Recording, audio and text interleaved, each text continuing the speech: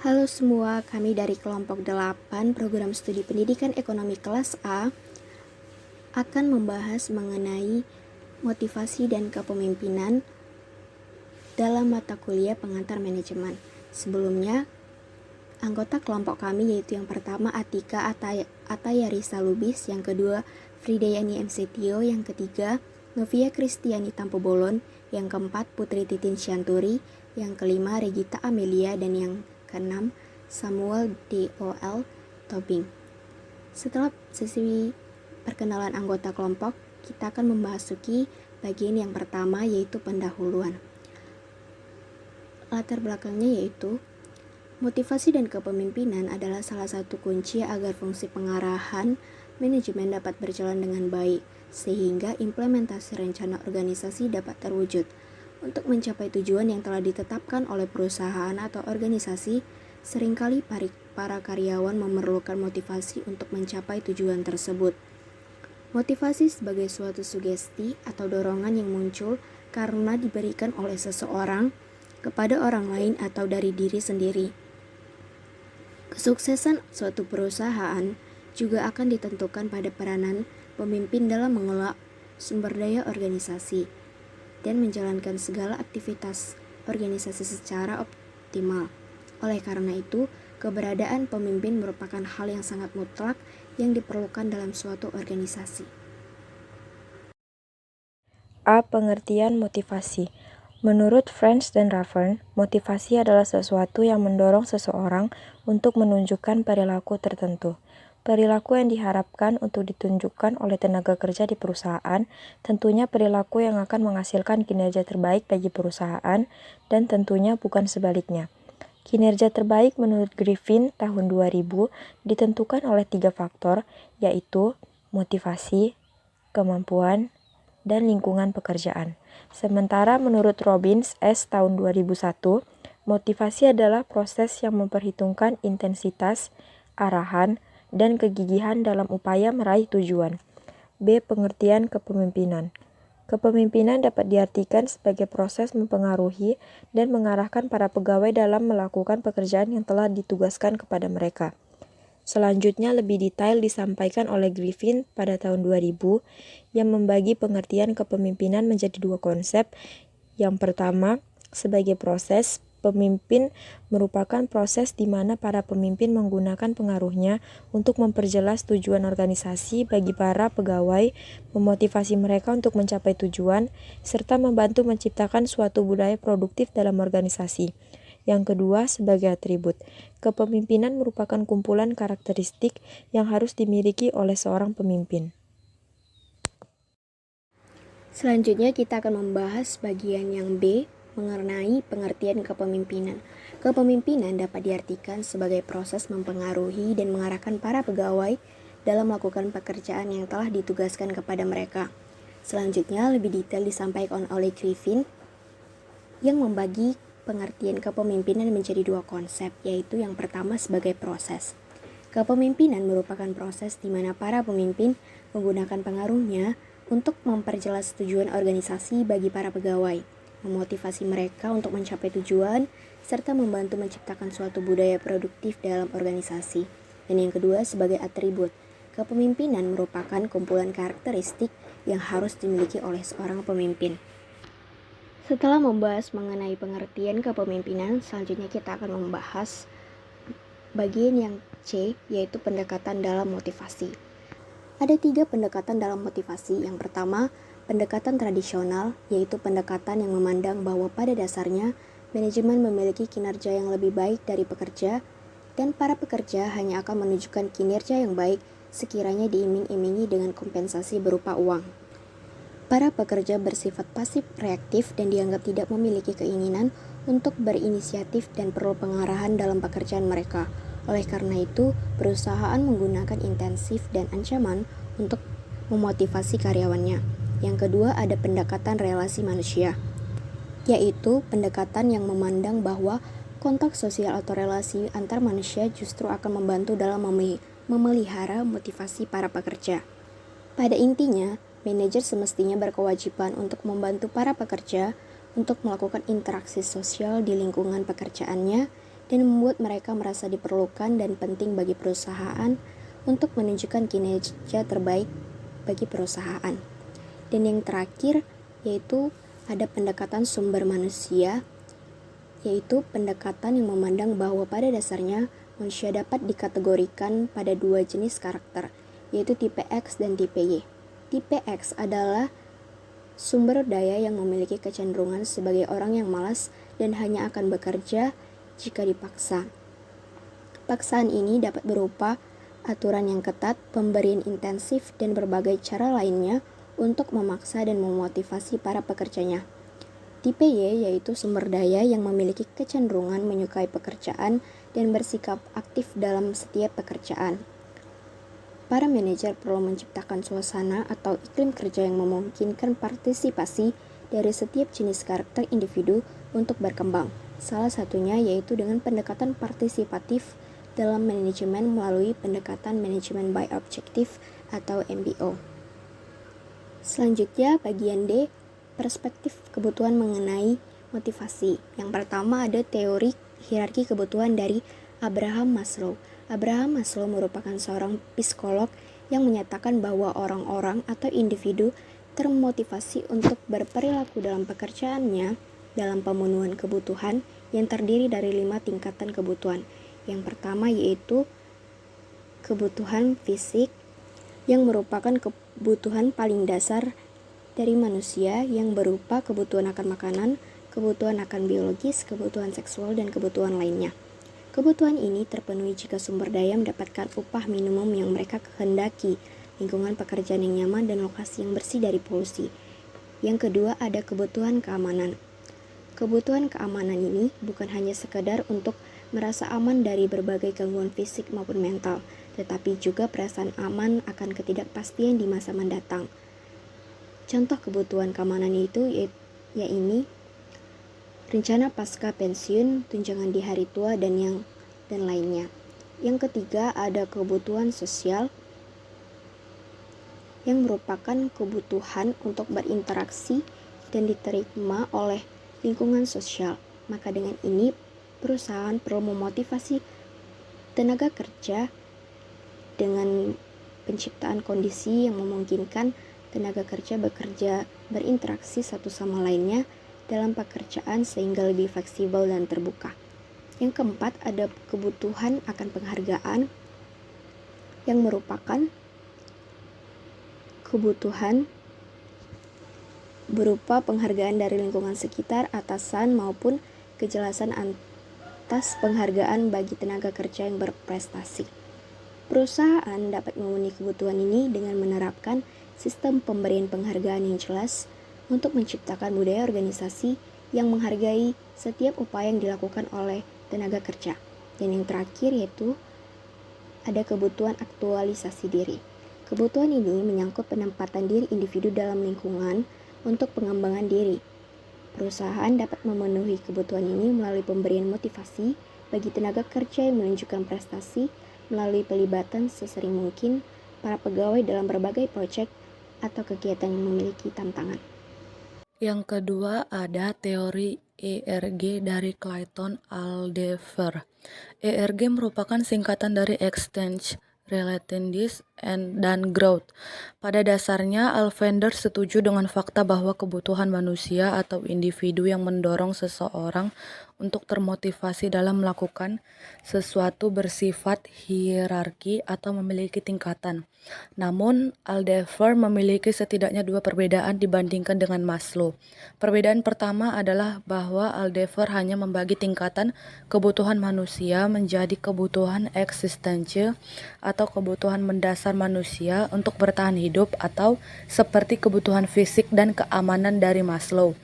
Kebutuhan relatedness atau kebutuhan untuk melakukan berinteraksi dengan sesama, dan kebutuhan growth atau kebutuhan untuk menyalurkan kreativitas dan bersikap produktif. Perbedaan kedua adalah bahwa Aldefer cenderung berpandangan bahwa kebutuhan seseorang sekalipun bersifat hierarki akan tetapi bersifat tidak tetap. Artinya maka kebutuhan seseorang telah mencapai suatu kebutuhan relatedness setelah sebelumnya kebutuhan ekstensinya terpenuhi. Yang ketiga, ada teori 3 kebutuhan dari Atkinson dan McClellan. Atkinson menyatakan bahwa terdapat 3 jenis kebutuhan manusia yang mendorong seseorang untuk termotivasi dalam perilaku dan melakukan sesuatu, yaitu yang pertama ada kebutuhan untuk berprestasi atau NACH. Teori 3 kebutuhan ini pada giliran berikutnya dipopulerkan oleh David McClellan melalui hasil riset empirisnya yang dapat dilihat dalam bukunya The Achieving Society yang diterbitkan sekitar tahun 1961. McClellan menjelaskan bahwa seseorang memiliki kebutuhan untuk berprestasi yang tinggi atau NACH tinggi cenderung memiliki karakteristik sebagai orang yang menyukai pekerjaan yang menantang resiko. Sebaliknya, seseorang yang memiliki kebutuhan untuk berprestasi rendah atau NACH rendah cenderung memiliki karakteristik sebaliknya. Lebih jauh lagi, McClellan menemukan indikasi bahwa kebutuhan untuk berprestasi ini memiliki korelasi yang erat dengan pencapaian kinerjanya. Yang kedua ada kebutuhan untuk berelevasi atau NAEVV. McClellan menjelaskan bahwa sekalipun seseorang dapat melakukan komunikasi dan interaksi yang lebih cepat dan hemat, melakukan kemajuan teknologi, artinya seseorang tetap memiliki kebutuhan akan interaksi sosial. Yang ketiga ada kebutuhan akan kekuasaan atau NPO. McClellan memandang bahwa kebutuhan ini terkait dengan tingkatan dari seseorang dalam melakukan kontrol atas situasi dan lingkungan yang dihadapinya. Hal ini terkait dengan apa yang dinamakan sebagai kesuksesan dan kegagalan bagi seseorang. 4. Ada teori 2 faktor dari Herzberg. Teori ini dibangun Herzberg berdasarkan penelitian empirisnya terhadap 200 orang insinyur dan akuntansi sekitar tahun 1950-an. Hasil dari penelitiannya menunjukkan bahwa seseorang cenderung akan termotivasi atau tidak didorong oleh 2 jenis faktor yang terdapat dalam lingkungan pekerjaan. 2 faktor tersebut adalah yang pertama motivating factor, yang merupakan berbagai kebutuhan yang terdapat dalam seseorang yang menuntut untuk terpenuhi, sehingga jika terpenuhi akan mendorong tercapainya kepuasan seseorang dalam pekerjaannya. Yang kedua ada hygiene factor, merupakan faktor pendorong kepada ketidakpuasan dalam pekerjaan atau hygiene factor, kebutuhan terhadap dalam seseorang akan kondisi dan lingkungan pekerjaannya, yang jika mengalami kebutuhan akan kondisi lingkungannya diinginkan tidak terpenuhi, maka dirinya akan mengalami ketidakpuasan dan dalam lingkungan pekerjaan. Motivasi kerja terdiri dari 2 faktor. Yang pertama, faktor intrinsik dan faktor ekstrinsik. Faktor intrinsik atau motivator terdiri dari prestasi, pengakuan, kenaikan pangkat, pekerjaan itu sendiri, kemungkinan untuk tumbuh, dan tanggung jawab. Faktor ekstrinsik atau pemeliharaan terdiri dari yang pertama kebijaksanaan, supervisi, kompensasi, hubungan dengan atasan, hubungan dengan rekan kerja, kestabilan kerja, kehidupan pribadi, lingkungan kerja, dan juga status. Perspektif keseimbangan dan keadilan mengenai motivasi. Pada dasarnya, keseimbangan dan keadilan dapat diukur sebagai pertandingan antara kontribusi pekerjaan dari individu atau job input dengan penghargaan yang dapat diterima oleh individu tersebut atau job reward. Equality perspektif merupakan perspektif motivasi yang berangkat dari asumsi dasar bahwa termotivasi tidaknya seseorang dalam organisasi atau lingkungan pekerjaan sangat tergantung kepada anggapan apakah dirinya mendapatkan perlakuan yang adil atau tidak dalam hal penghargaan yang diterimanya. Pada dasarnya, keseimbangan dan keadilan ini dapat diukur sebagai perbandingan antara kontribusi pekerjaan dari individu atau jam input seperti keahlian, pengetahuan, kerja keras, dan lain-lain, dengan perhargaan yang diterima oleh individu tersebut atau job reward seperti upah, intensif, dan sebagainya. Perspektif pengharapan mengenai motivasi. Konsep dasar mengenai perspektif pengharapan. Perspektif ini memandang bahwa motivasi seseorang dalam berperilaku dan bekerja sangat bergantung pada berbagai pilihan penghargaan yang akan diperoleh.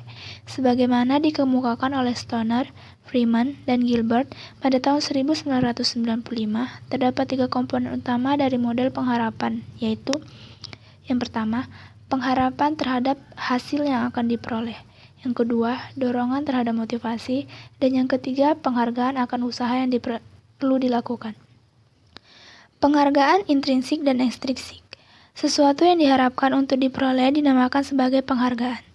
Secara garis besar, penghargaan terdapat menjadi 2, yaitu penghargaan intrinsik dan penghargaan ekstrinsik. Penghargaan intrinsik merupakan sesuatu yang akan dirasakan langsung oleh dirinya ketika dirinya melakukan sesuatu. Yang dirasakan ini dapat berupa kepuasan dalam melakukan sesuatu.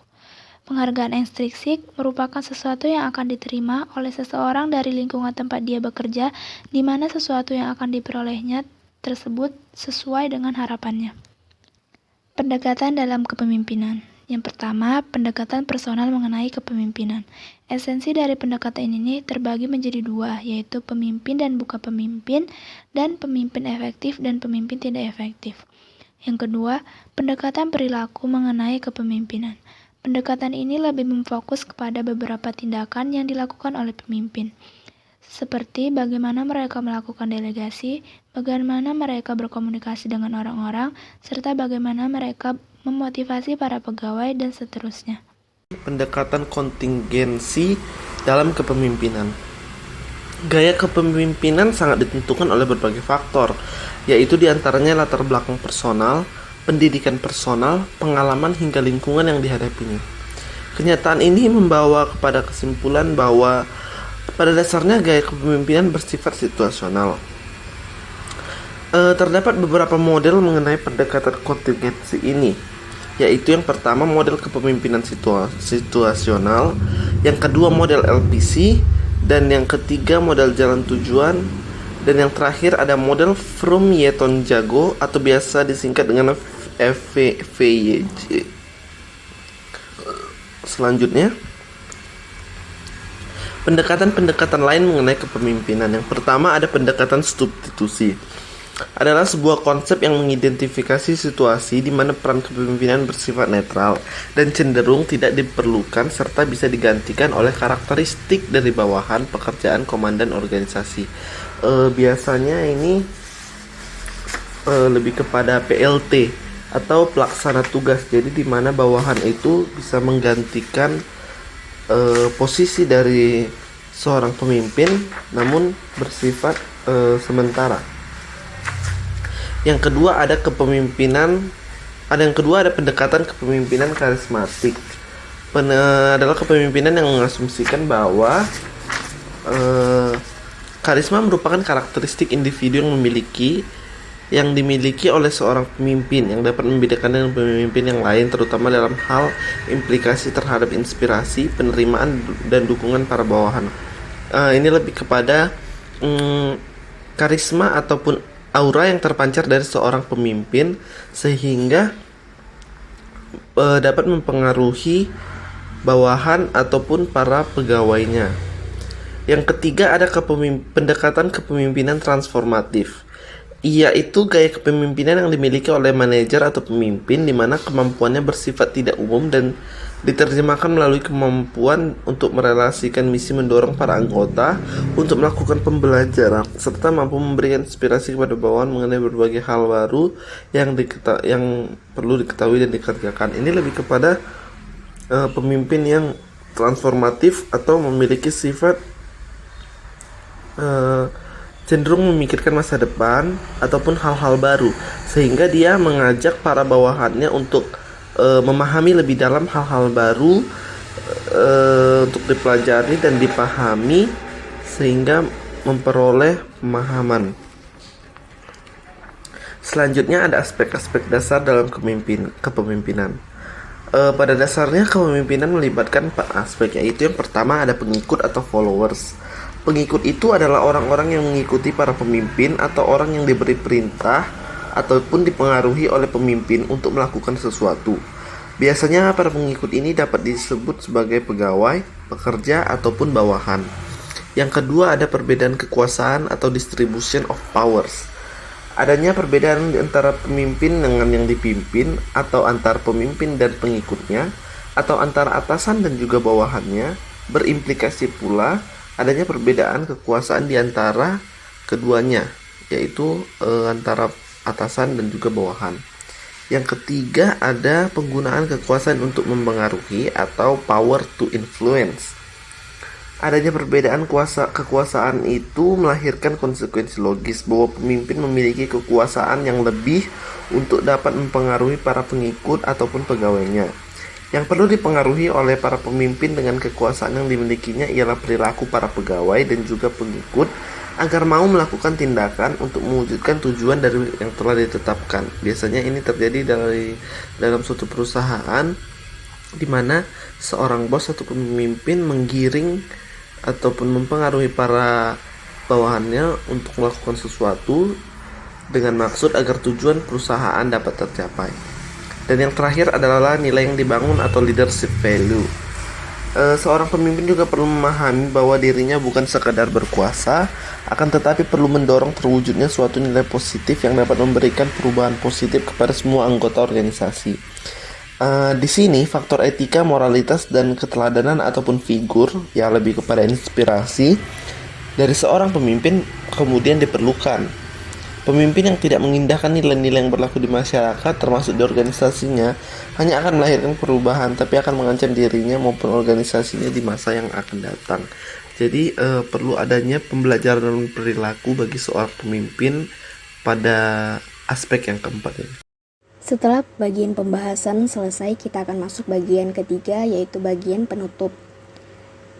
Kesimpulan yang dapat kami ambil yaitu motivasi dan kepemimpinan merupakan salah satu faktor kunci dalam fungsi pengarahan dan implementasi dari manajemen organisasi. Motivasi adalah keinginan untuk melakukan sesuatu dan menentukan kemampuan bertindak untuk memuaskan kebutuhan individu. Kepemimpinan merupakan kemampuan untuk mempengaruhi orang lain, bawahan atau kelompok untuk memiliki kemampuan atau keahlian khusus dalam bidang yang diinginkan oleh kelompoknya untuk mencapai tujuan organisasi atau kelompok tersebut. Motivasi menjadi sesuatu yang penting untuk dipahami oleh manajer karena motivasi merupakan faktor pendorong mengapa sumber daya manusia dalam organisasi berperilaku dan bersikap dengan pola tertentu yang dikaitkan dengan kinerja yang ditunjukkan. Adapun kepemimpinan terkait dengan cara bagaimana manajer atau mereka yang berada pada hierarki yang lebih tinggi memperlakukan sumber daya yang berada pada hierarki yang lebih rendah. Dan saran yang kami dapat ambil yaitu bahwa dalam ilmu manajemen, kepemimpinan dan motivasi memiliki hubungan yang tak terpisahkan.